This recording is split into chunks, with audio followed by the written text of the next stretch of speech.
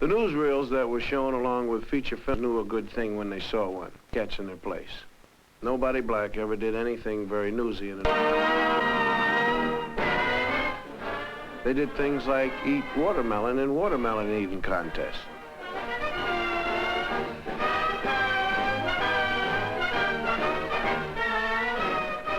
Then another favorite for the newsreel cameraman was to film people throwing things at them. Good sport. Some college football publicity man decided this was a good idea. And there were a lot of very funny golf pictures.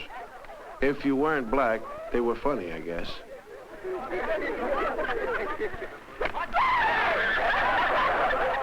Lie down. Just right out of your mouth. Don't miss, boss, don't miss. Well, you keep still, see? Otherwise, you'll have flowers in your room and you won't smell them. Oh, boy. Oh, wait, hey. Everything suggested the black man was nothing.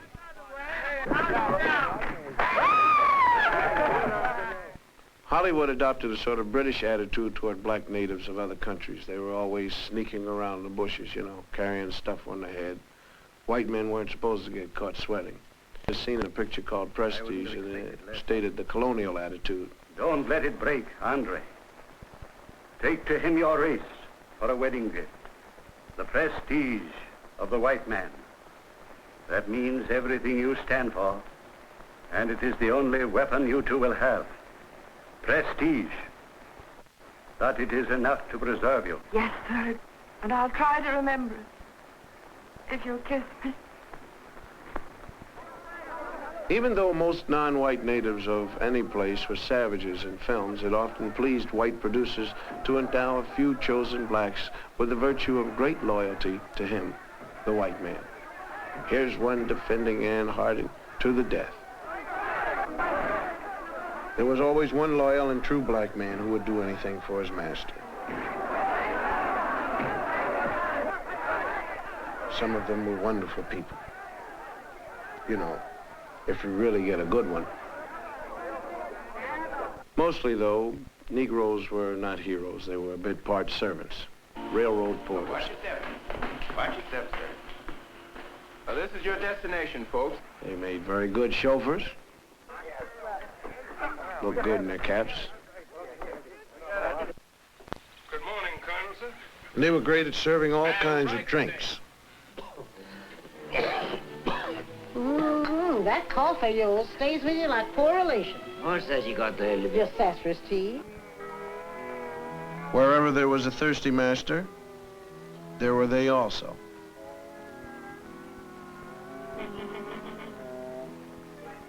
Mom, Beck. They played Aunt Jemima. Will you have enough? I don't know if I can stretch one small chicken, but as long as the water's running, we'll have soup enough. Lottie, will you take Kay upstairs and wash all that goo off her face and give her a good... And one question they never answered. When the Negro woman was taking care of the white woman's kids, who was taking care of hers? They did all kinds of odd jobs around the picture, like walking horses. When they weren't walking the horses, they were out back playing craps, of course. Recreation. They met people at the station for their masters. Is you folks, We've come all the way from Ireland. Mr. Milford's expecting us. Mr. Milford. Yes'm, you is which I'm looking for. I'm Mr. Milford's boy. His boy, you say? Yes, sir. Murphy's the name, sir. Did you say Murphy? Yes, Miss Murphy. They calls me Walking Murphy. Walking Murphy? Yes, sir. Most of us Murphys down here just sit. I walk. They make wonderful servants, all kinds in pictures. Dumb but loyal. Yeah. Jacques, isn't it a beautiful night? I just love parties, don't you? I beg your pardon? Thank you kindly. Yes? Hello? Oh, this is the Barragan residence.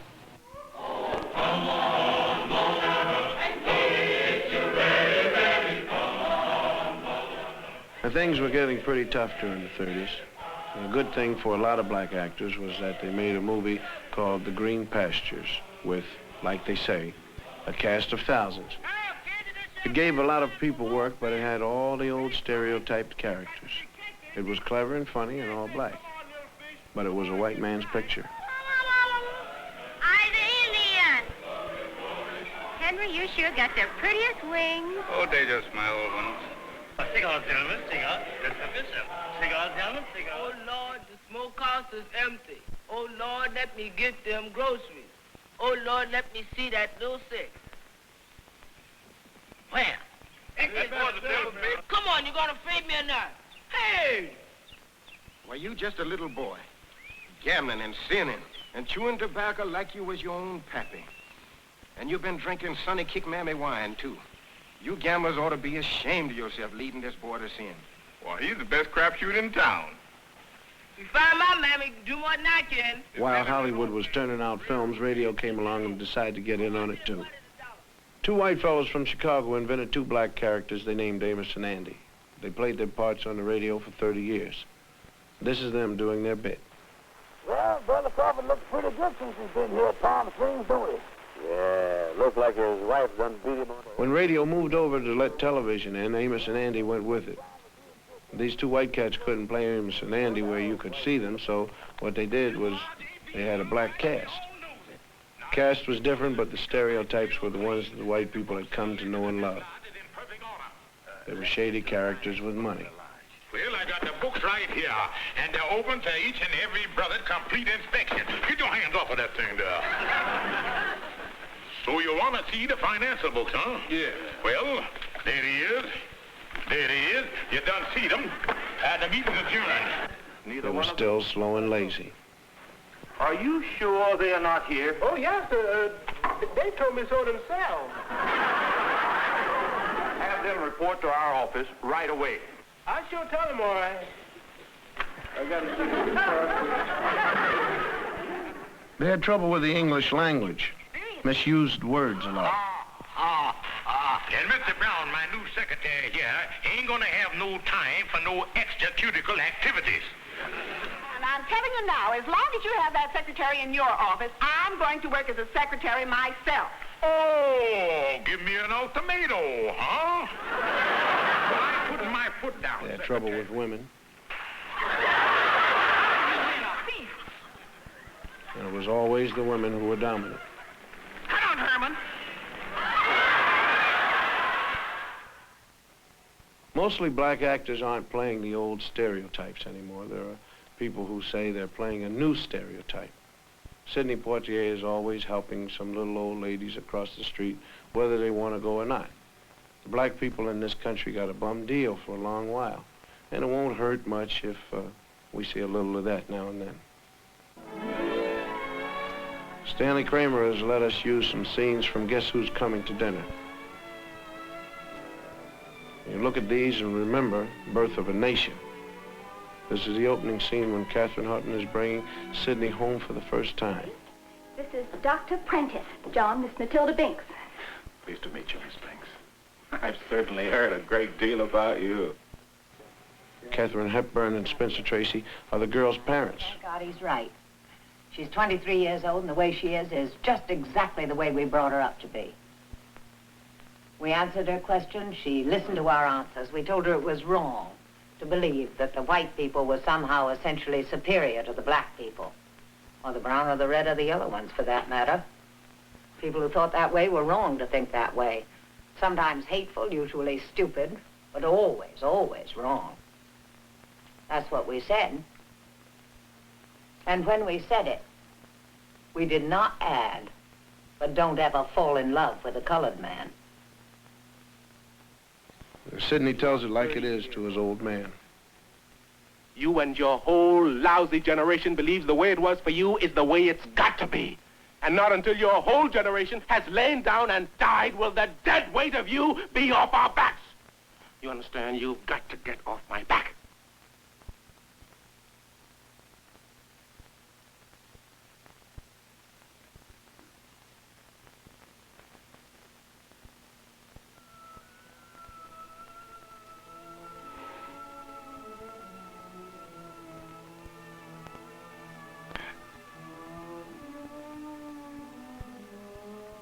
Dad.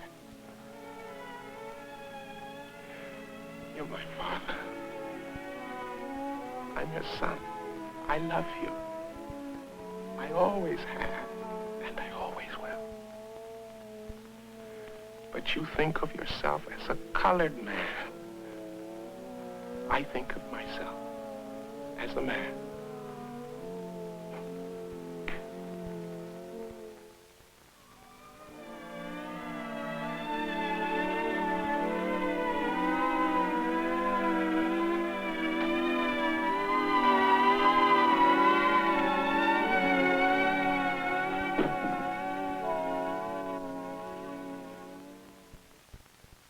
By the time the world of movies and the world of education get into the streets of black America, some strange things happen. Because what history and the movies have told the black man is that he's nobody unless he joins the white world. The white world only comes into the black ghetto by messenger. The message used to read, black is nothing, white is beautiful. For this reason, a lot of black people have spent their lives trying to be white. For instance, hair. Some people still call straight hair good hair because it looks like white hair. Kinky hair is bad hair. The man on the right is having his hair cut naturally. The man on the left is having a process. What the barber is doing is applying harsh chemicals to his head so he'll have straight hair like all those movie stars have. It's a painful, long job that costs about $6 and has to be looked after every couple of weeks. These days, many young black men find the whole process demeaning. It's going out of fashion, even in the ghetto. It takes pain to become like a white man, and more pain when you know you can't make it.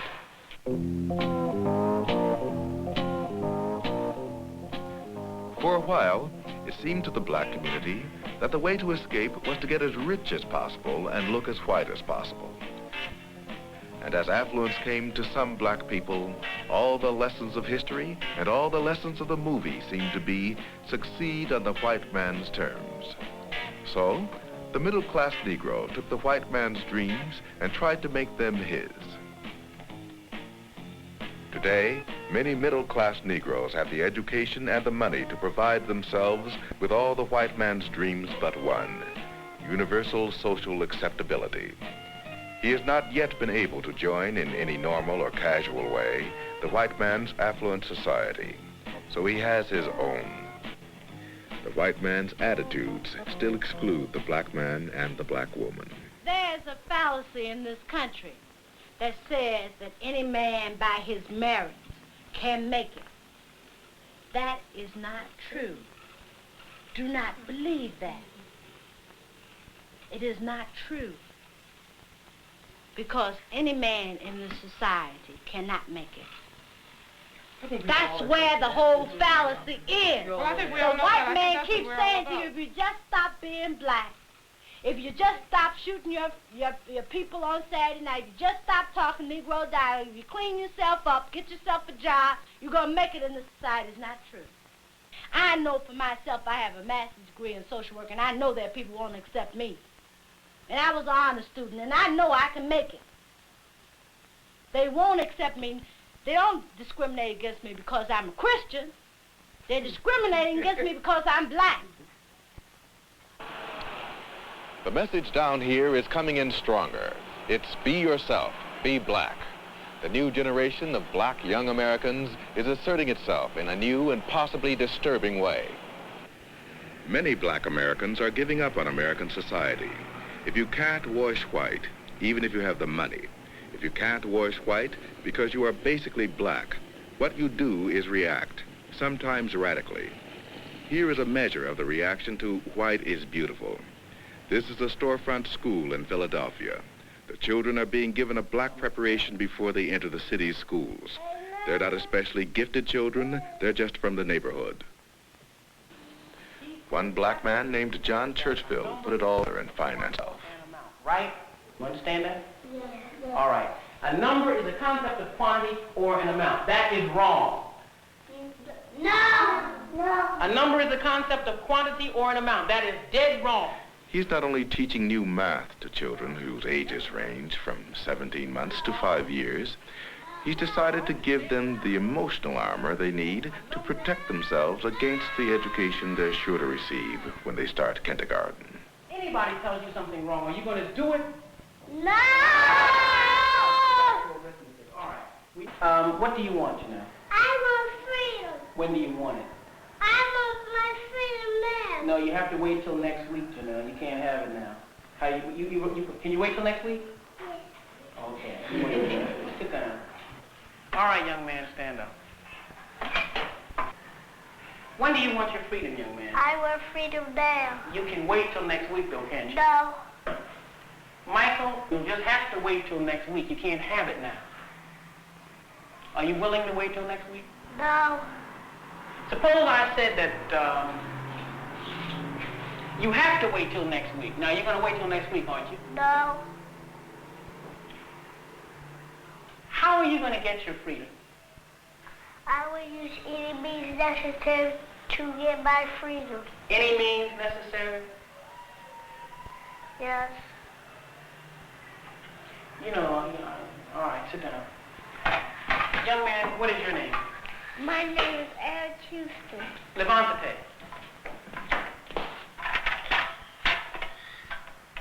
What is your nationality? My nationality is Afro-American. What is freedom? Freedom is black power. What is black power? Black power is... Do you know what black power is? No. Well, then you should never make any statements if you don't know what they mean. I'm sorry, I don't know. All right. How old are you, young man? I am 4 years old. You're not 4, Eric. Now, you tell me your right age. How old are you? How old are you? I am 4 years old. Are you sure you're 4? Yes. You're going to let me turn you around and tell you you're some other age? You're 6 years old, Eric. No. I can't hear you, Eric. No. Are you being frightened by me? No. I'm the teacher. I said you're 6. I am 4 years old. All right, then. You stand up for it, then. You shouldn't be weak. You stand up and say it. You ought to scream it in my face if I try to tell you different, right? Yes. Have a seat. Stand up, young man. Are you a Negro, Travis? No. Are you a flunky, Travis? No. What are you? I am black and beautiful. And what else are you? Are you a boy? No. What are you? I'm a man. What kind of man? Black and beautiful man. Or what kind? Are you an old man or a young man? Young man. Very good. Very good. Are you going to let somebody just make you a boy? No. All right. Suppose I tell you something wrong, Travis. Are you going to do it? Yes. You're going to do something if I tell you when it's wrong? No. Have a seat, young man.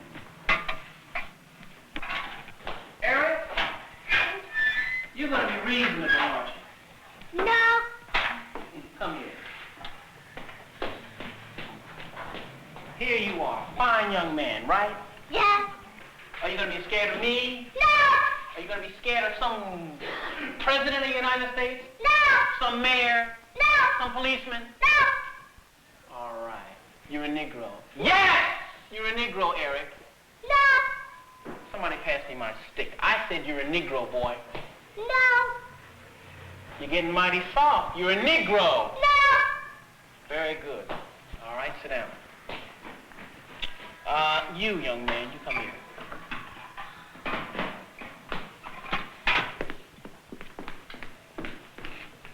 Your nationality is American Negro. Yes. No. Your now look, don't play with me. You're a Negro. No. I am. No. Suppose I threatened to beat you, what would you say? Aren't you a Negro now? No.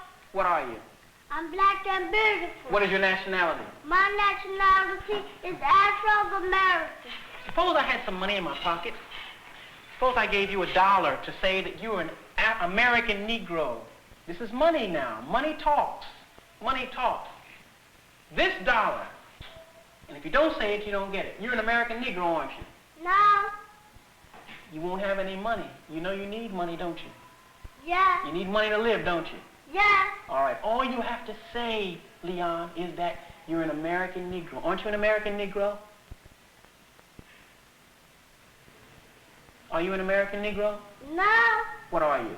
I'm black and beautiful. What's your nationality? My nationality is Afro-American. Very good, man. Keep it up. Go sit down. You had to think about that a minute, didn't you? Yeah. All right. All right, everybody. What is your nationality? My nationality is Afro-American. Good. All right. What will do to you in different ways when you get out of the school? They're not going to just come right up to you and give you $1 or say, if you say that you're an if you say you're an American Negro, I'll give you $1. But they're going to be very nice to you, some of them, and they're going to try to, get you not to love black people. They're going to try to get you to, be something other than you are. They're going to try to make it seem as though you're different from the masses of black people. And they want you to go away. Now, I'll tell you, I'll give you special things if you just come along with me and do what I say. But you must reject that. Now, you know what that means? That means you're not going to have the money you'd like to have, and money is not important. We need money. We have to buy things with it, but money is not the thing that we're living for. The only thing that makes a person worth living is being a man and being a woman, being strong in character, being straight, telling the truth, and living in the truth and doing the right thing. You understand that? So no matter what happens, I want you all to always tell the what? You may not get the marks you're supposed to get in school. You may be doing the work, but because the teacher doesn't like your attitude, and she'll always tell you, I don't like your attitude. Because you're independent, but you're not going to school for grades. You're going for what? All right, and what kind of people is everybody in this room going to be? Tell me the kind of people you're going to be. Black and beautiful. What else? You're already that. What are you going to be? You going to be stupid? No. What kind of people are you going to be? Excellent. You're going to be excellent, and what else? Yes, ma'am. Strong. And strong, and what else? And good. And good, and what else? And genius. And a genius, and what else? I'm looking for another word. All of you are geniuses right now, and you'll be better than that. What else? I'm looking for a word that begins with a B. Brilliant. Brilliant. And brilliant really means to shine. And all of you will shine. All of you are really going to be brilliant. Good enough. All right. How does everybody feel now? You ready to get ready for lunch? Yeah! Who's hungry? Well, that's kind of like brainwashing. Or is it? I mean, can you blame us for overcompensating? I mean, when you take the way black history got lost, stolen, or strayed, when you think about the kids drawing themselves without faces, and when you remember the fine actors who had to play baboons to make a buck, I guess you got to give us a sin of pride. Pride. Hubris in the original Greek. It's 300 years we've been in this American melting pot, and we haven't been able to melt in yet. And that's a long wait. Listen, we've been trying all kinds of parts to make the American scene. We've been trying to play it straight and white, but it's been just bit parts. Now, from now on, we're going to play it black and American, because we're proud of both. Hubris. I'm Bill Cosby, and you take care of yourself.